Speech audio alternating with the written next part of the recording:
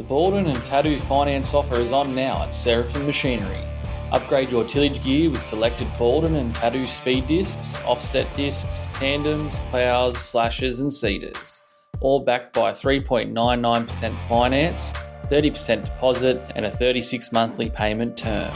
All price to move. Offer ends January 25th, 2026 or while stocks last. Call 6963 5588 today.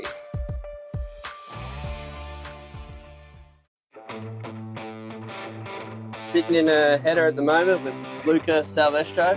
I think we're averaging 9.5 tonne per hectare out the farm. I think what we noticed about these machines is the fuel use compared to any other header we've used really.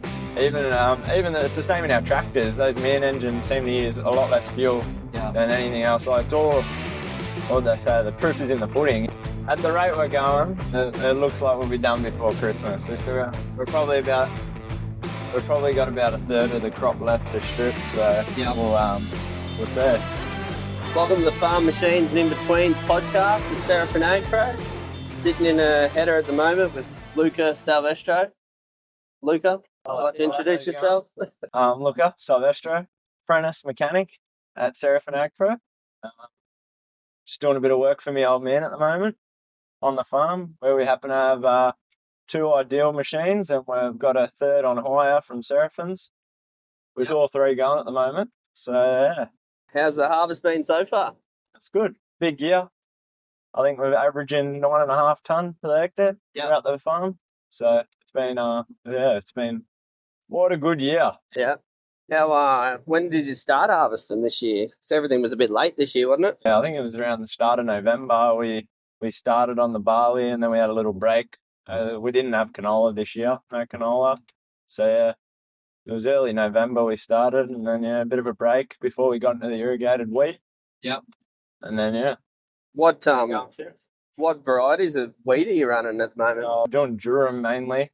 Yeah. Durum mainly. There's a bit of purple wheat, which is that high fibre stuff that they use for your what do they call it? The wise wheat. High fibre, high protein. Yeah. Put you on the toilet.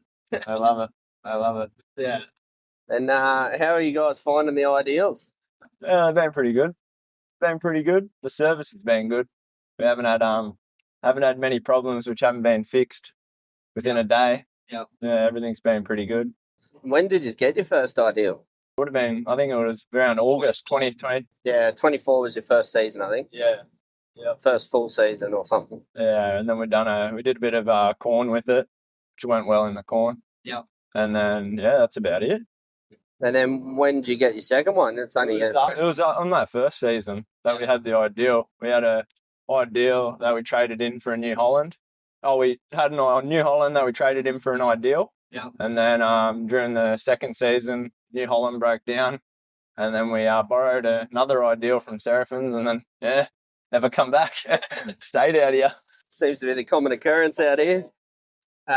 And obviously we've got the third machine out here just to help you get through the last little bit of harvest at the moment. Yeah. That been a big help for you? Yeah, definitely. Especially if you want to get done before Christmas. I think we're going to look into 3 machines soon. I think I've got I don't know. It's a bit of a touchy subject with the old man. I reckon we need it though. Yeah. Definitely make your life a lot easier having 3 machines running. Yeah, it always seems to be a bit of a rush towards the end of the season, always getting contractors in. Yep. But hopefully I think we'll be able to do it ourselves this year. We shouldn't need any help. Yep. But yeah. And how big of a farming operation are you guys running? It's about 9,000 hectares of irrigated crop. Yep. There's a bit of dry land stuff as well. But mainly irrigated's where we do most of our work. Mostly cotton. Fair bit of wheat as well. Yeah. And then, the occasional corn, grit corn, popcorn.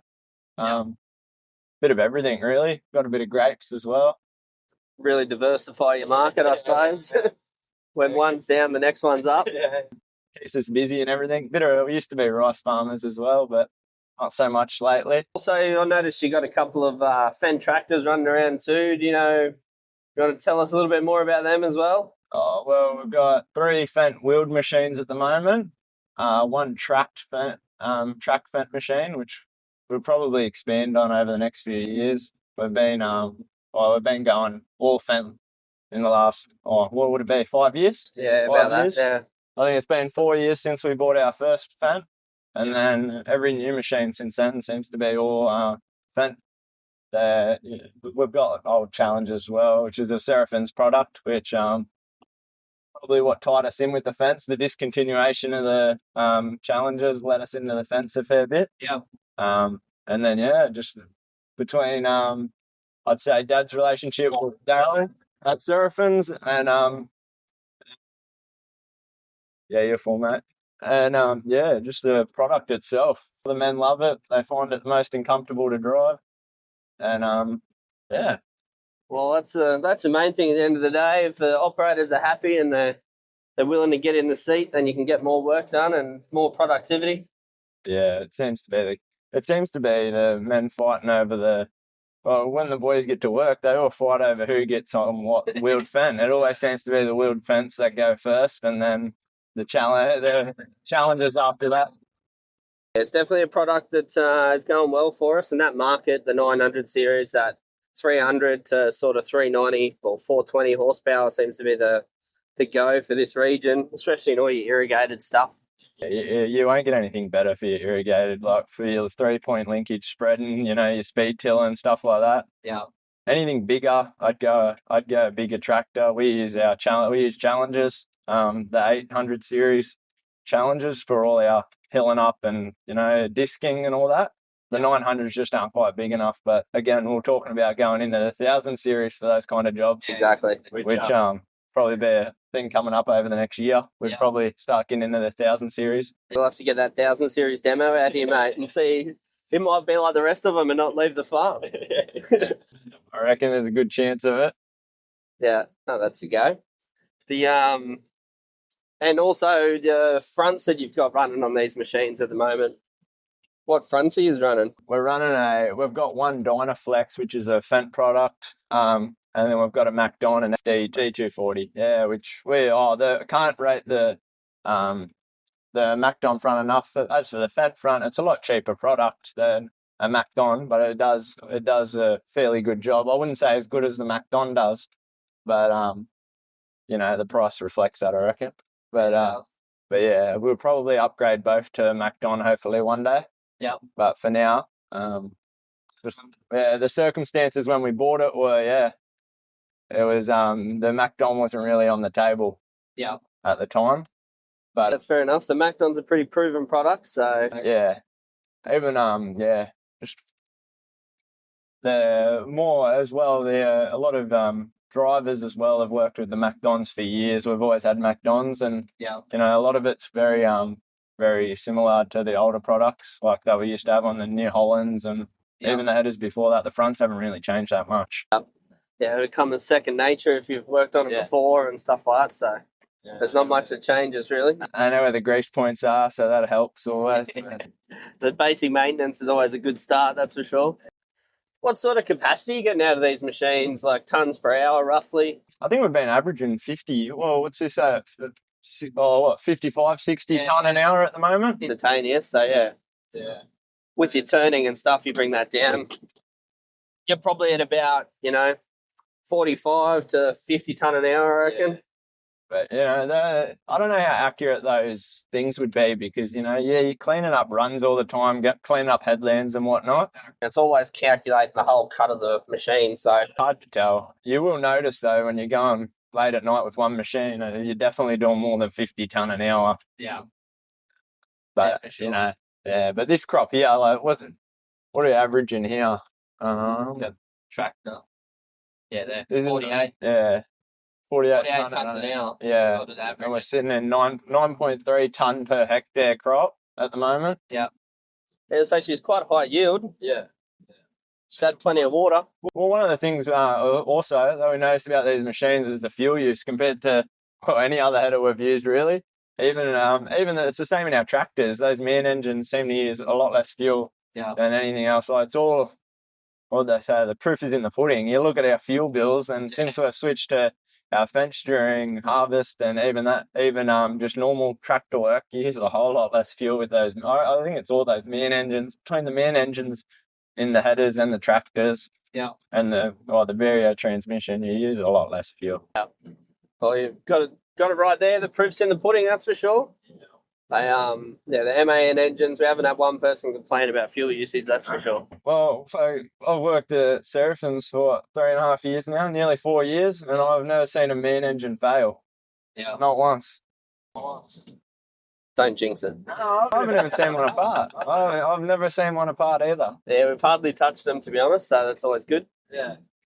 But yeah, your fuel usage, you can see at the moment there, you're sitting at 90, 89, so litres an hour, whereas some of your other machines would have been easily in the hundreds. Yeah. It'd be triple figures. Even that, though, that can't even be right, though, because it's a 1,250 litre tank, and we usually get going at 8 o'clock, and we've been finishing at 1 a.m. recently, and we still got on a full tank, and that's harvesting the whole day. So yeah, you do the math, it adds up pretty quick. Yeah, we're not getting through a full tank of fuel a day. I don't think we've filled up in the middle of the day ever. Yeah.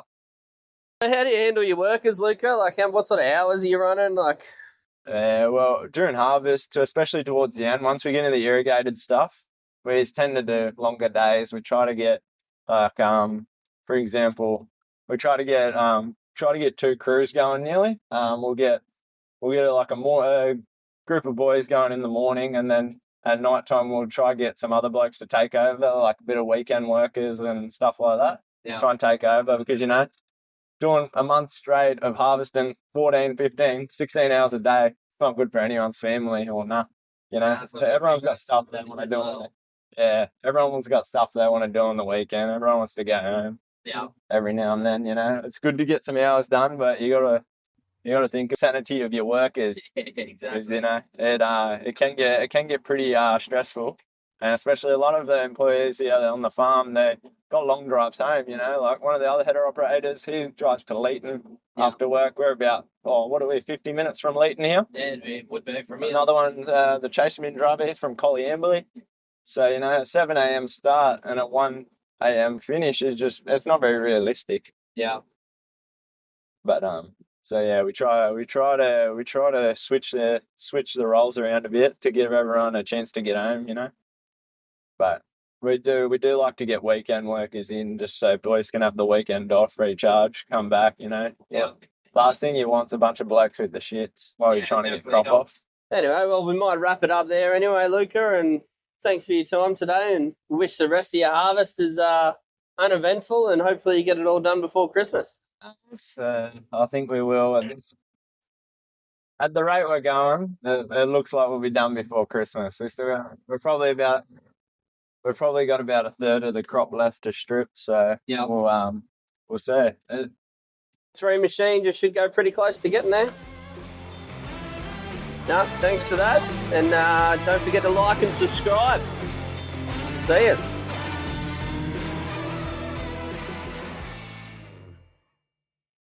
Are you looking for more power, comfort and efficiency on farm? The Fendt tractor range is built for year-round performance in vineyards and orchards, right up to large-scale irrigation and broadacre applications. Enjoy unmatched cab comfort, smart technology that works with you, and the fuel efficiency that keeps your operation moving.